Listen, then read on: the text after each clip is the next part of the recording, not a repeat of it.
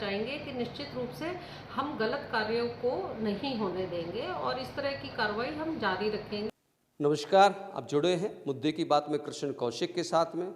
आज हम आपको जोड़ेंगे फरीदाबाद की शिक्षा मंडी के साथ में। जी हाँ, फरीदाबाद की शिक्षा मंडी के साथ में। हम इसको शिक्षा मंडी इसलिए कहते हैं कि आपको बता दें, अनाज मंडी हो या सब्जी मंडी हो, मंडी वो स्थान होता है जहाँ पर किसी भी चीज़ की खरीद फरोख्त की जाती हो। इसी तरह शिक्षा की मंडी में भी स्कूलों की खरीद फरोख्त करने का धंधा चलता है।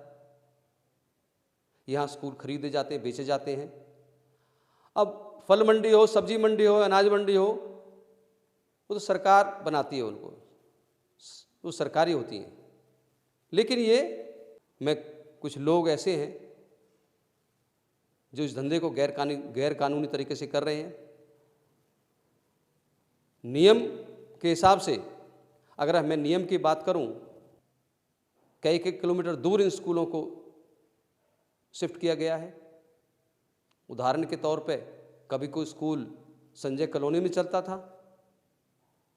तो स्कूल वहाँ से शिफ्ट होकर आदर्श नगर में आ गया। आदर्श नगर से भूदत्त कॉलोनी बल्लागुड़े में पहुँच गया।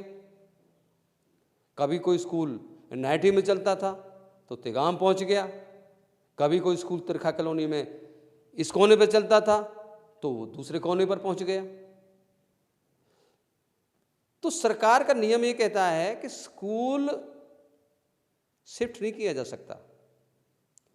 अगर उस संस्था को कोई दूसरा स्कूल खोलना है, उसने कोई दूसरा भवन तैयार किया है, तो उसको नई मान्यता लेकर एक नया स्कूल उसी नाम से वो चला सकता है। लेकिन फरीदाबाद की शिक्षा मंडी में तो स्कूल ऐसे बदलते हैं जैसे एक पंसारी अपनी दुकान बदलता है। ये दुकानदार अपनी दुकान शिफ्ट करता है। किसी भी शिक्षण संस्थान को शिफ्ट नहीं किया जा सकता है। लेकिन यहाँ तो भवन शिफ्ट करने की बात तो छोड़िए, कई किलोमीटर का दायरा, इससे हमारा जिला शिक्षा अधिकारी कार्यालय भी बेखबर है। जब हमारी इस बारे में, हालांकि अब जिला शिक्षा अधिकारी ऋतु चौधरी का तबादला हो चुका है, लेकिन जब हमने उनका ये पक्ष जाना तब वो इस पद पर तैनात थी।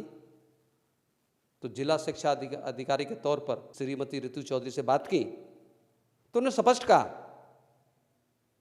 कि किसी भी प्राइवेट स्कूल को शिफ्ट नहीं किया जा सकता। वो जिस भवन में उसको मान्यता मिली है वो स्कूल उसी भवन में चलेगा। जब हमने बताया उनको कि इस फरीदाबाद में तो भवन तो क्या, क्षेत्र तक बदल गए, ऐसे स्कूल हैं जिनका 3-3 जगह तबादला हो चुका है, तो उन्होंने कहा है बिल्कुल गैर कानूनी है। अगर उनके पास कोई शिकायत ऐसी आती है तो वो ऐसे स्कूलों के खिलाफ सख्त कार्रवाई करेंगे। उन्होंने क्या कहा इस बात को लेकर, निवर्तमान जिला शिक्षा अधिकारी ऋतु चौधरी ने क्या कहा, आइए सुनते हैं उनकी जुबानी। मैडम, फरीदाबाद में मैं इसको शिक्षा की मंडी कहता हूँ, प्राइवेट स्कूलों की बात है। यहाँ स्कूलों की खरीद फरोख्त का धंधा जो जोरों पे है। आज वो स्कूल यहाँ है तो कल स्कूल कहीं और होगा। क्या स्कूल की साइट चेंज हो सकती है?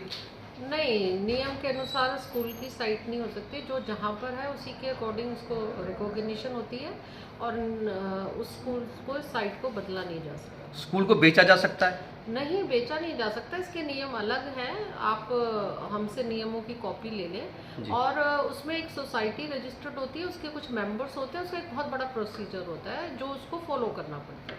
अगर कोई स्कूल ऐसा पाया जाता है जो पहले कहीं था अब कहीं और चल रहा है, तो क्या उसके खिलाफ अगर आपके संज्ञान में आती तो क्या कार्रवाई बनेगी उस पर? निश्चित तौर पे अगर हमारे संज्ञान में इस तरह का कोई केस आता है या शिकायत प्राप्त होती है तो उसके नियमों के तहत उसके विरुद्ध कार्रवाई की जाएगी। कि मान्यता रद्द करना जैसा कदम उठाएंगे आप उसका क्या? देखो, हमें मान्यता जो देनी होती है उसके लिए हमें फाइल ऊपर भेजनी होती है अपने हेडक्वार्टर। तो जब हमें रद्द करवानी होती है या कोई रद्द का सिस्टम होता है वो भी ऊपर ही फाइल जाती है। बस हम इतना कहना चाहेंगे कि निश्चित रूप से हम गलत कार्यों को नहीं होने देंगे और इस तरह की कार्रवाई हम जारी रखेंगे अगर हमें कोई शिकायत प्राप्त होती है। ऐसे केस को आप विभागीय कार्रवाई के लिए आगे भेज देंगे। हाँ, निश्चित तौर पे हमारा ये कर्तव्य है कि हम गलत कामों को रोकें और ठीक काम को यहाँ पे सुनिश्चित करें। जी, थैंक यू मैडम।